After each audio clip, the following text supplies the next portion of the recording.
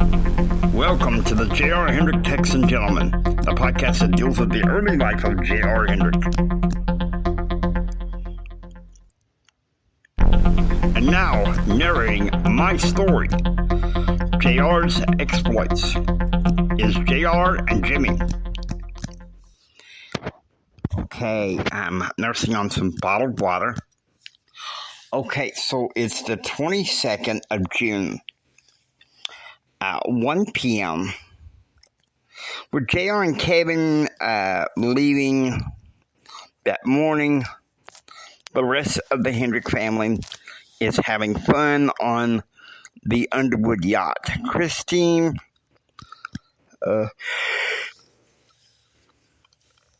had been swimming in the ocean for about an hour now. Betsy, Jim, and Scotty are in their bathing suits having the time of their life. 2 p.m. At Jim's insistence, JR and Kevin decide to stay at the home of Dixie mob boss Henry Knox. Now, it was the same mob boss who had told JR's father that if he was to make a one phone call, poof, something goes up in smoke. That was back in 1982. Knox had helped him settle into his house in Nashville and introduced him to country singer Terry Lawrence, insisting that the two have an affair. Okay, so Knox's servant Raul meets JR and Kevin, and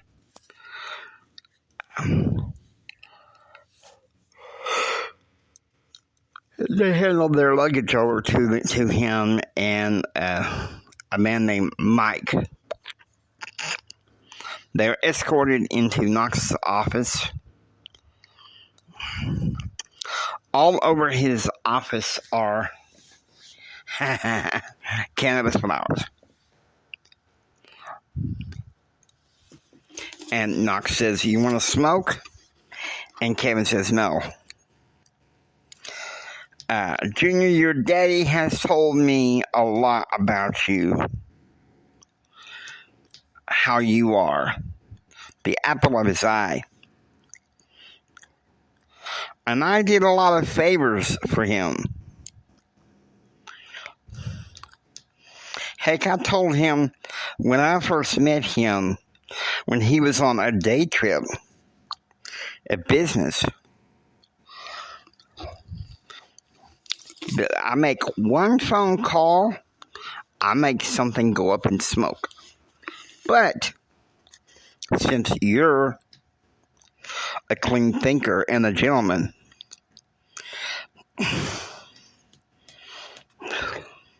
there's a second house attached to this mansion. You'll be staying in there. I have 2 servants, Maria and Mike, yelling. They look after you, too. Maria, she'll be taking care of your housing needs. Mike is the one that has the wheels." And Gerald says, "Daddy says you were running, making him rich." And Knox says, "I did. Problem was, he got in too deep. I warned him to get out of the country music while he still could. He involved that Ohio producer. I mean, Queen Alberta.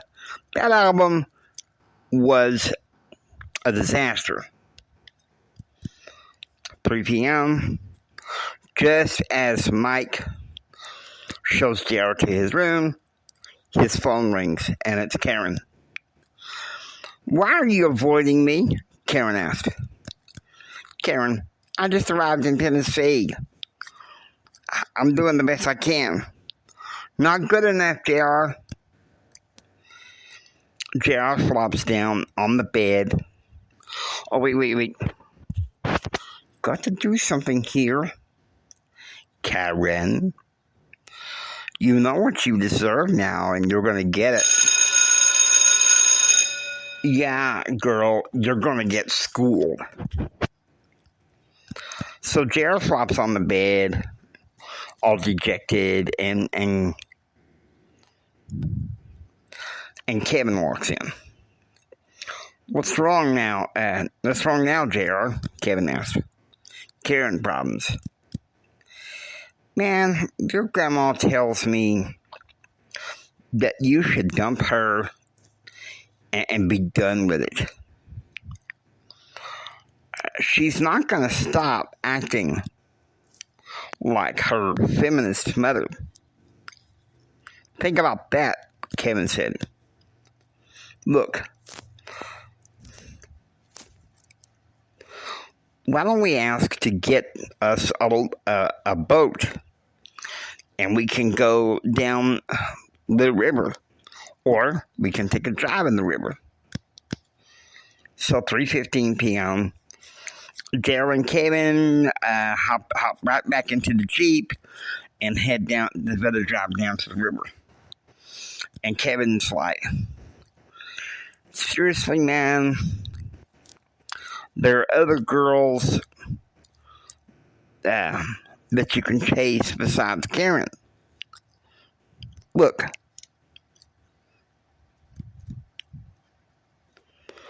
you went back to her because you were hurting over Jennifer. You can find other girls just like her. And JR's like, how? Most of them have her friends are marrying off. What about that one girl you were interested in this spring, Allison Hall? Graduated and engaged to her ex-boyfriend, Chuck. And Kevin's like, man, Chuck is such a loser and a user. Then who needs her? Really, JR, you don't need a woman right now for fulfillment. I'm calling Jennifer tomorrow, see what she's up to. So, 3:40 p.m. in the Underwood yacht, Jim, Betsy, and Scotty are drinking some beers and relaxing. Jim is not looking too forward to going back to Washington, D.C. tomorrow.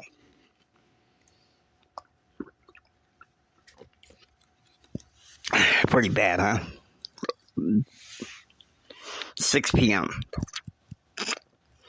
JR and Kevin sit down for dinner with Henry and Lucy Knox. Dinner was barbecue carne asada. And Henry says, you know, JR, sometimes I think your father is too hard on you. He puts you out in the real world because he can't handle his own affairs. Back in the day, your father was really something. He ran the financial life of that country singer. And then he lost control of his investments.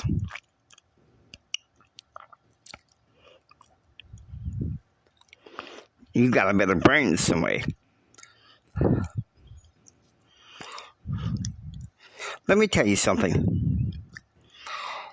Once we knew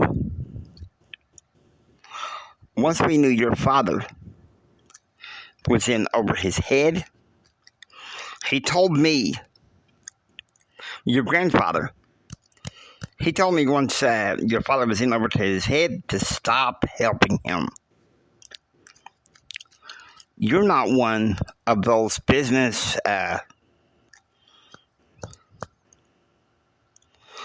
types for gambling, Henry Knox said. And JR says, I am not my father. He studied economics in college. I'm studying public affairs. And Henry says, well, it's too bad you're not staying in Tennessee too long, because Lucy knows a cute, good woman that you could be with. And Lucy says, yeah, they would go loco over you. It's funny you should say that, Kevin said.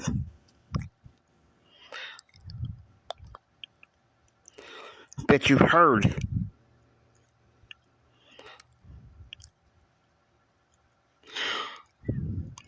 There's this girl he's dated that he knew back home very well.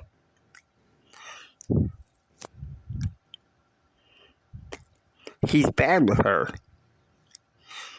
He keeps going back to her, but she keeps treating him like crap. He deserves better. Let's try to make your days enjoyable for the next few days, Henry Knox said. JR, what do you want to do tomorrow? And JR says, I want to go to the Titanic Museum. And Henry says, then I'll get Mike to get the limo ready for tomorrow morning. We'll take you to the museum tomorrow and to Pigeon Forge on Saturday. Okay, 1 a.m. Waking up, JR goes to an upstairs kitchen to fetch him something to drink. He's still pretty upset about yesterday's phone call with Karen.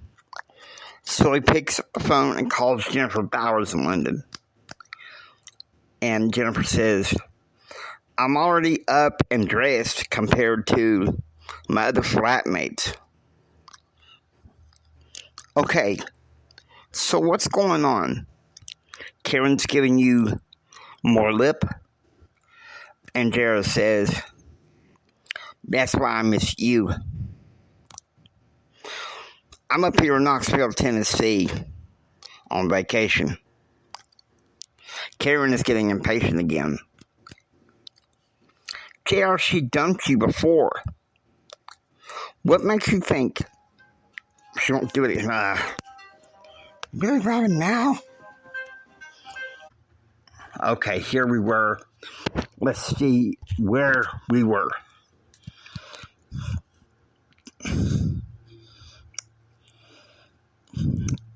Okay, Jennifer. JR, she dumped you before. What makes you think she won't do it again?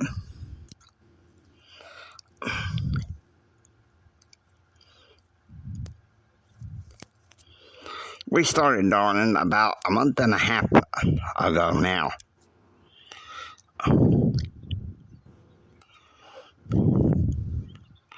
Now it seems like she don't want me around unless it's on her terms. Her mother is a feminist, JR. Listen, I get finished with my finals a week from today, and Mama's not gonna be too happy about us talking to each other, because she's going to be taking me to Canada and then again to Bethesda, Maryland. 2 a.m.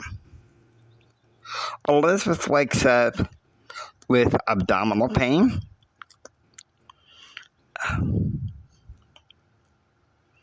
Since they are leaving at 6 o'clock in the morning, she was just for a tonic. 2:25 a.m. Betsy wakes up upstairs in the mansion owned by the former Michelle Underwood. Today was the day they were going to be leaving Fairfield. Most likely she would never be there again, but last night at dinner, Scotty promised Jim that he would take him to Fairfield for Labor Day.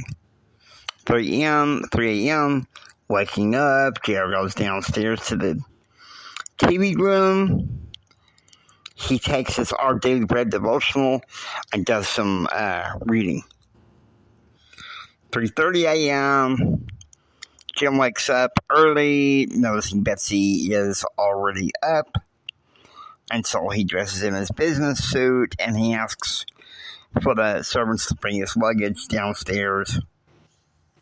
And he goes down to talk to Betsy and gets ready for tomorrow's exclusive interview with Walt Lipscomb. Everyone is up groggy after last night's late arrival at the harbor. Last night, Claude had asked Jim one more time to be his best man at the wedding. Okay, which was to be at St. Joseph's Catholic Church, and the wedding reception was to be at the stock barn at Springfield Ranch. 6 a.m., after checking in at the private jet terminal, after dropping off Scotty, they head to the hangar where their private jet is. 6:30 a.m., JR and Kevin go downstairs to the front lounge.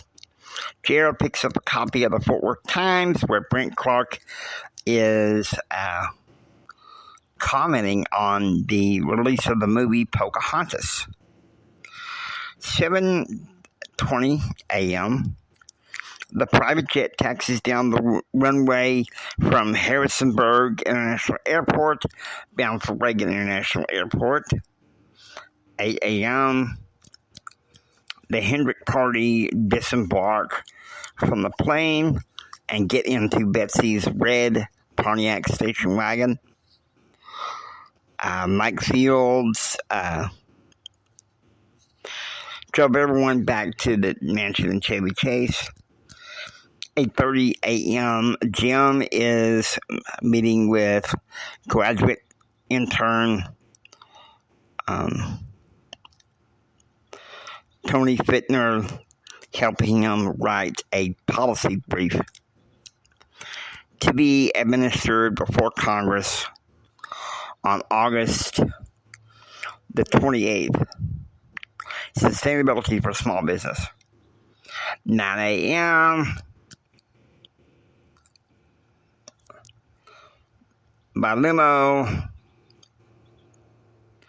JR and Kevin arrive by limo at the Titanic Museum. Kevin pays Mike $45 to stay where he is, and they all walk inside together. And this woman says, "Hello and welcome to the Titanic Museum. My name is Rachel Billiards, but you can call me Rachel. I'm your guide for this morning. So let's go take a look at some of the artifacts." As the tour goes on, although I was interested in the Titanic, for some reason, I became more and more interested in Rachel Billiards. Little did I know that she would become an adoptive relative and sixth cousin to my future best friend, Lux Billiards. 11 a.m. JR is angry because Mike is late with the car.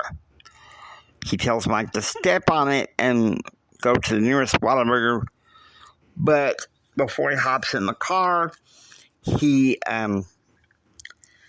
gets Rachel's phone number to invite her to come out to dinner. Okay, 3 p.m. JR wakes up from his nap to his cell phone ringing. It's Rachel. Do you guys like Italian? Rachel said. And JR's like, Kevin ain't coming with us tonight. He's just going to have dinner at the mansion. You get off at 5:30. I'll get Mike to pick you up. How do you have all those resources? And JR's like, honey, my daddy is founder of Hendrick Oil. Okay, so it's 6 p.m. at Salvatore's Italian restaurant. Rachel and JR sit down in the booth. Do you trust me? Rachel said. And JR's like, why not, darling? Large hamburger mushroom pizza with extra onions and 2 kegs of Dr. Pepper. And Maria, the server said, great choice. It says for both of you together or separate? And JR's like, both of us together. And Maria says, well, I'll heard that. I'll be right back with your drinks. And JR's like, so Rachel, what made you so interested in that Titanic? And she's like, well, JR, my family has a sense of history. And JR says, you're worried about going back to graduate school, aren't you? And she's like, you're very perceptive, JR. When will that happen? Well, I fly to Nashville on the afternoon of August 27th, begin school the next day. And that is the last time you get to see the Titanic Museum. And Rachel's like, actually, I'll be working the museum on weekends in October, November, and throughout June and July. I graduate in June. And Gerald says, I go back to college to study public affairs this fall. Rachel laughs. You're a multimillionaire, JR, why are you going to college? And JR is like, how else would I know where the Titanic Museum is? And she says, you're making me fall for you again, JR. And they're clinking glasses together. Why are you traveling with this guy who looks like some kind of marshal? He says that you guys are roommates in college. What do you study? What do you study? Rachel asked. In college. What area of public affairs are you involved in? And Jared said, you deserve to know the truth, darling. I go to school at Texas Tech, studying public affairs, interest in political communications and advocacy. And I'm interning in D.C. this summer. And she's like, well, I'm glad you tell me the truth and not be coy with me. A lot of guys prefer to play the game. I'm not like a lot of guys. I'm a Texas gentleman. And she says, I have the day off tomorrow, JR. What do you say we go to Pigeon Forge? Lizzie Martin, she's a country performing. She's performing tomorrow at the casino. Okay, 6:45 p.m. Jim is finishing watching another rendition movie of Whiz Kids in Space. This is the second movie, whereas the first one was released in late October of 1982. Um,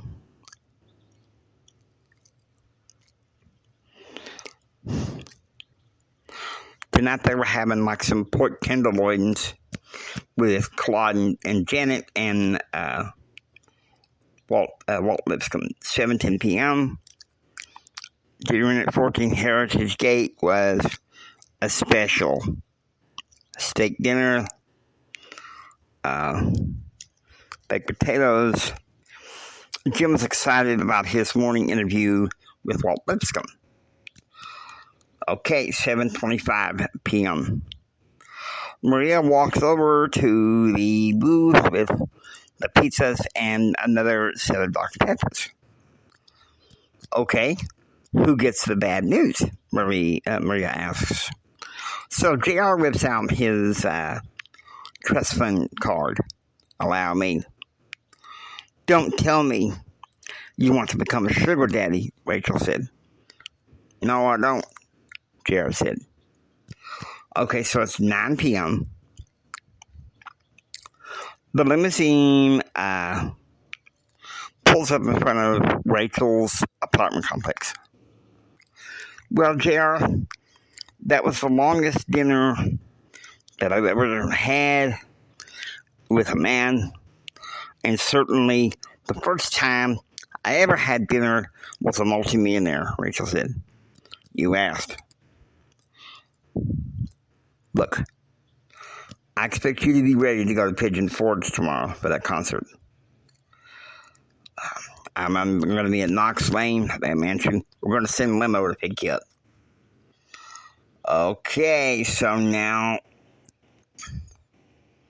here we go. 12 p.m., the 24th. Pigeon Forge, Tennessee. Jared, Kevin, and Rachel arrive at Rachel's Castle, Change Your Luck Casino, and make the way to the back where the boss, Henry Knox, is. Welcome, gentlemen and lady, for you guys. We got special call girls in the back that caters to your menu. Knox said, excuse me, sir. I'm a gentleman. And so is my sidekick.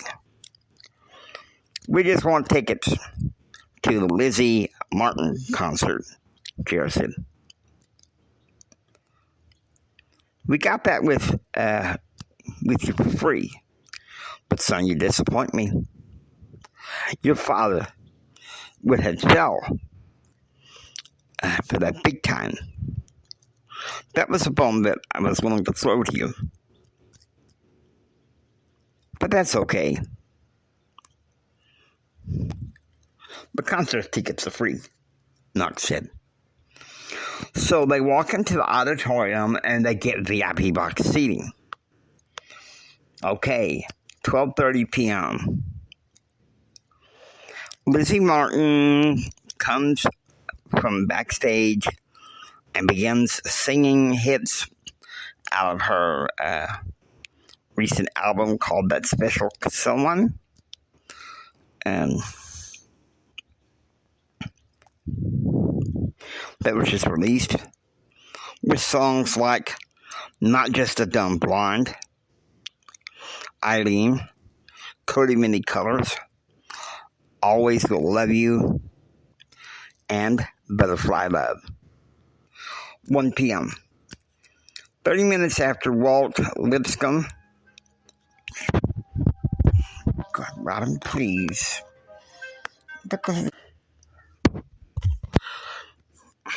Okay. 1 p.m. 30 minutes after Walt Lipscomb departs from Washington, D.C. via private jet, Jim is looking out at the airport with a forlorn look on his face. Come on, Jim. In 4 days, we'll be on vacation again. 2:50 p.m. The concert being over, Henry Knox asked Lizzie Martin to see the trio backstage. I grew up listening to your music back in the 1970s and 80s, and it was very soothing to me, JR said. You inspired my generation. The country star reaches over to shake his hand and gives him a hug. Well, aren't you the sweetest young man? Most people ask for my autograph or some stupid questions that are personal. I can see that you really care about my music. Wait a minute. Are you related to Jeremy and Elizabeth Swain? Yeah, Granddad died about 5 years ago, and, well, I ain't doing so good. But yeah, they're my grandparents on my mama's side of the family. My music career was floundering around in the late 1980s. And your grandfather, he came along and turned it around, got me a new manager and a new lease on life. Say, tell your lovely grandmother I said hello. 3 p.m. Bill Clinton calls in some of JR's dad's staffers in the White House. Hold on a moment. Right, 1, 2, and 3. Bob, Leon, Mr. President. The wait staff got us some beers. You know what they say. Apple for the teacher, but a beer for the president. Well, apple for the teacher, I used to hear all through the damn 50s. Well, 50s are obsolete. I mean, it's fine listening to Elvis Presley and Ella Fitzgerald. You brought us here to talk about Hendrick. Yeah. Well, Lipscomb is giving another edition produced program with Hendrick as we speak. It's going to be on in about an hour. Or 2, actually. Damn it.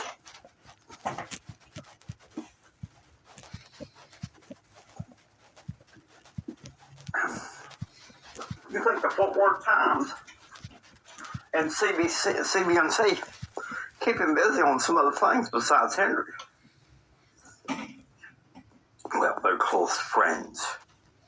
Very close friends. And as it turns out, Hendrick was on the Andrew House show about 3 years ago. Well, 3 days ago. Damn it. Here we go. Well, now, criticizing me. That's what I say. Only I think that's conservatives on deaf ears. Now, Walt Lipscomb's audience is full of conservatives, moderates, and libertarians. That's it. We're screwed.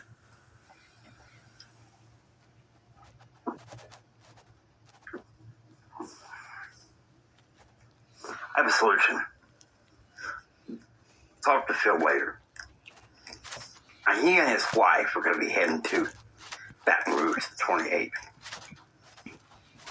Phil's wanting to send him to Los Angeles to speak at the CSBA. Oh!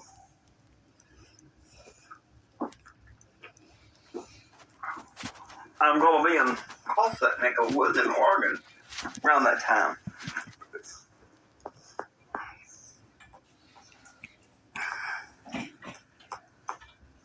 Well, he's going to be flying out early that morning, no doubt. So we can get to Baton Rouge in time. Open up the rental castle. You know, peace. He's really a damn piece of work.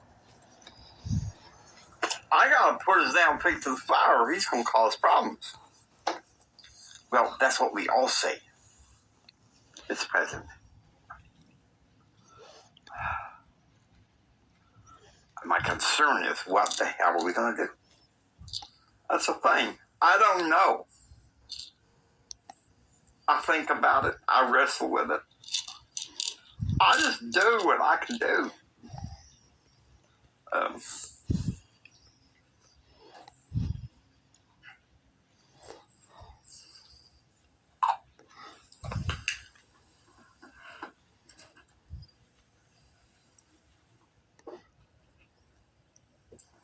He don't scare me. So you think sending him to California? Yeah. He's wanting to leave Wednesday anyway. Send him on vacation a day early. Well, Mr. President, that's what you want. Hold up. Bob, has he been talking to anybody else? Well, I spent this past week with Scotty Underwood. He left for Washington yesterday.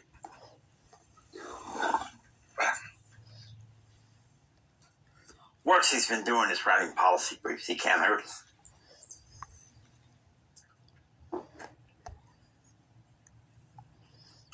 With Leon inside and you and Allison on the outside, we can squeeze that turd out. Mr. President, are you okay? Yeah. You know how it is. You throw a party in the White House. It just is what it is.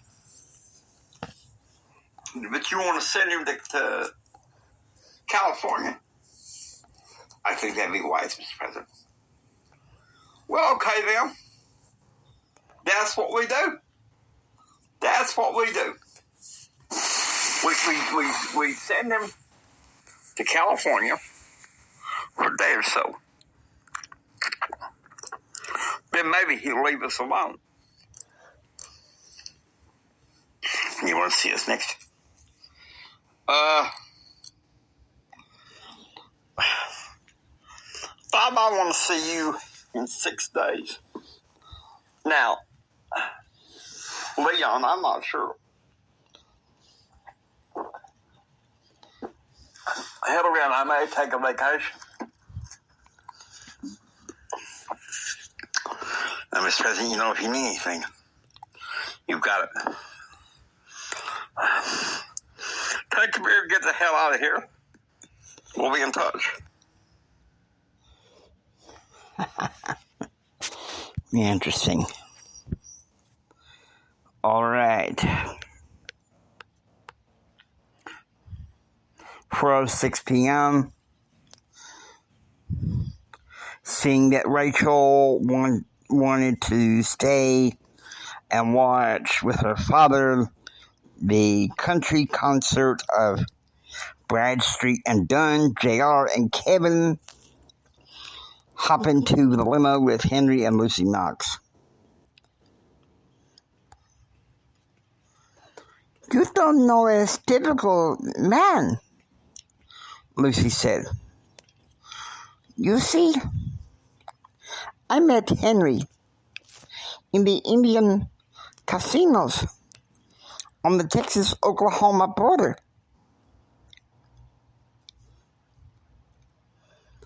This man has been a political machine, emerging at 34 years old. He made his bet for Carter, Reagan, and Bush, and that's why it surprised me when he swung around for Bill Clinton. American politics ain't the same, Lucy. You go for American politics ain't the same, Lucy.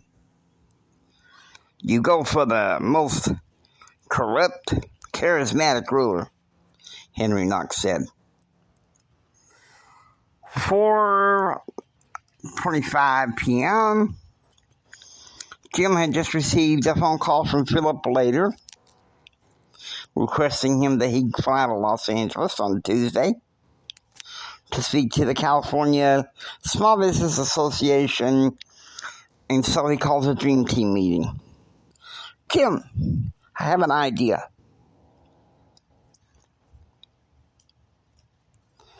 I want you to speak about the idea of sustainability in small business, whether or not it's attached to welfare reform, Dave Rosenberg said. There's a better way, Avery Covington said. You talk about the slow rate of economic growth.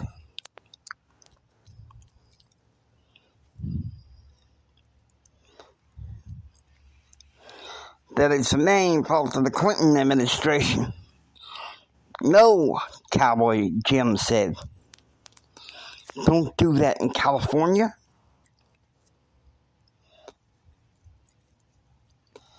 Just do the report.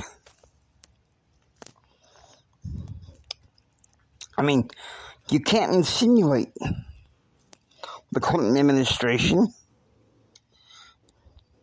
is inadequate to handle this crisis. Just say why we need to pass through Congress the sustainability for small business. Avery said the most part about you ideal.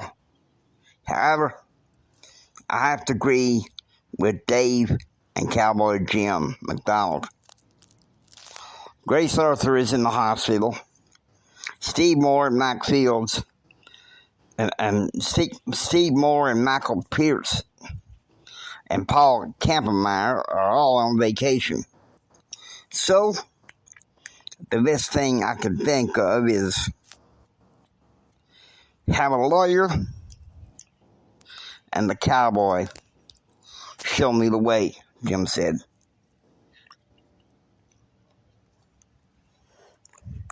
"6 p.m. I won't keep doing that for.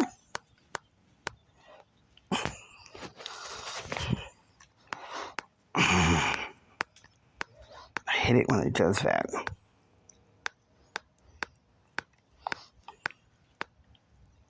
All right, 6 p.m. At White Castle, the Great Falls, Virginia residence of Constantine and Hillary Bush. The whole Hendrick family, minus JR, sits down for a steak dinner. Jim, I haven't seen your firstborn today. Where is he?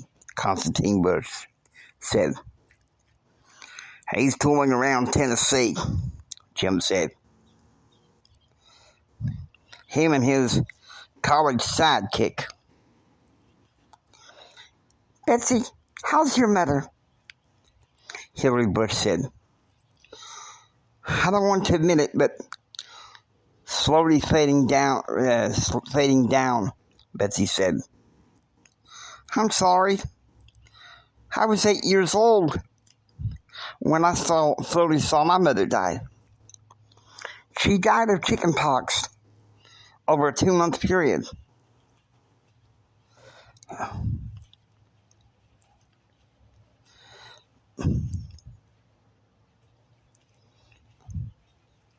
So, Silas, when are you and forever going to settle in Dallas?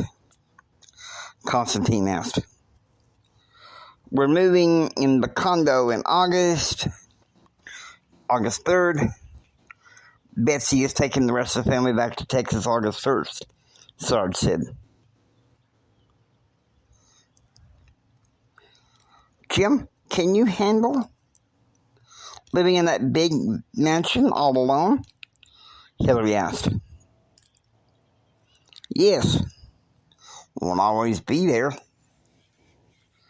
Shoot, Bill Clinton may be sending me on some trips, and I see that there's about to be a government shutdown. Daddy's predictions turned out to be true. On November 14th, Bill Clinton shut down the government, and Daddy came home to the ranch just in time to deal with one of the family's biggest crises. 6:10 p.m. JR and Kevin have a spaghetti dinner in the home of Henry and Lucy Knox. I can't help but notice, Henry, you kept I can't help notice, Hendrick, you kept eyeing this young girl named Rachel, Henry said. Henry, por favor, Lucy said. No, that's all right.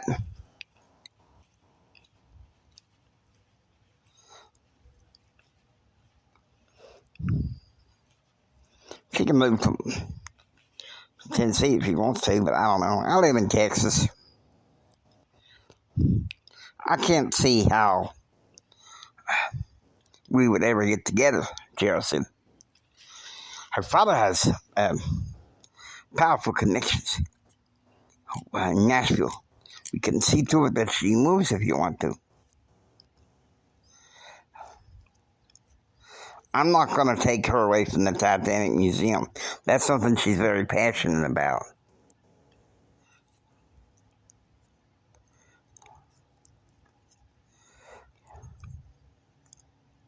All we got back home is ranching museums.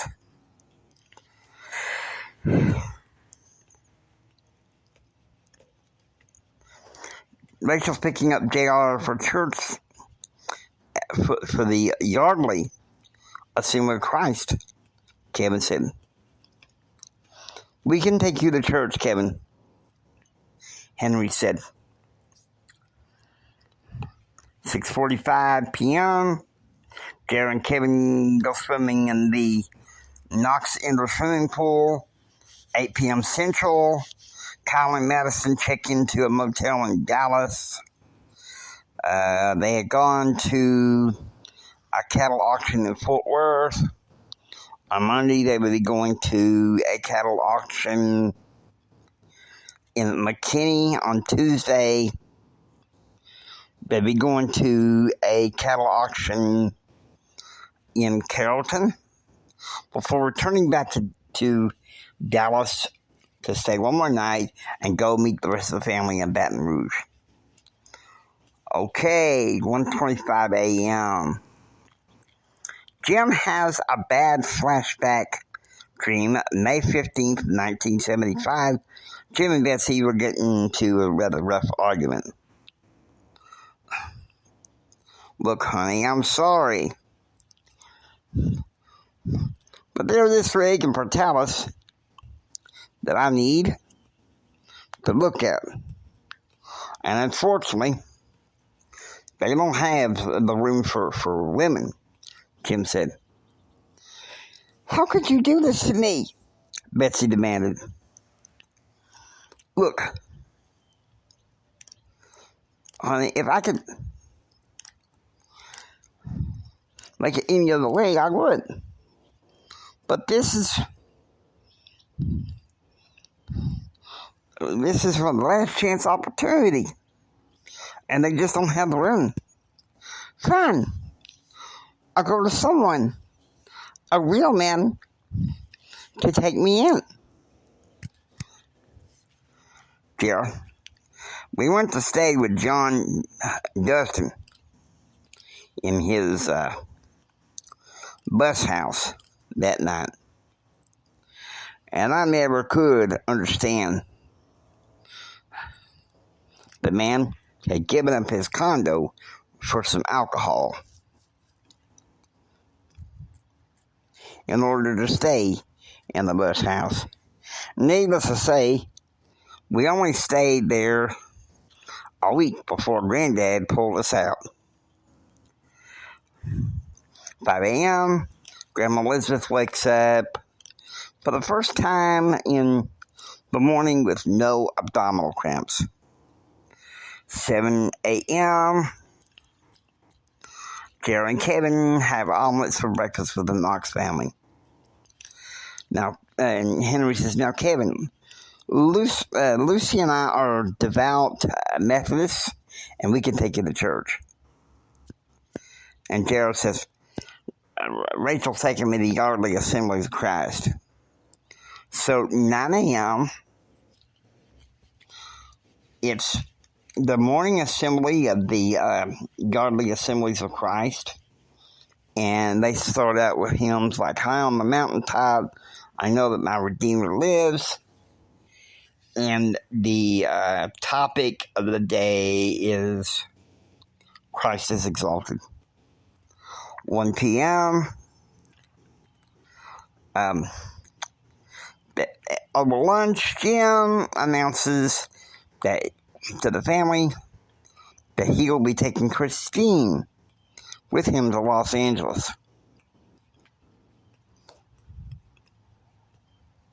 Christine says that Jennifer's family is moving back to Texas in August, but Monica's family will not, because her father was getting a higher appointment in the Clinton administration. 3:30 p.m., JR and Kevin are called into the office of Henry Knox. I advise you not to stay in Dad's home for that lawyer that knows your daddy in Chattanooga. I think you be smart and happier in Meridian, Mississippi. There's this lawyer who is a congressional aide to Senator Trent Lott.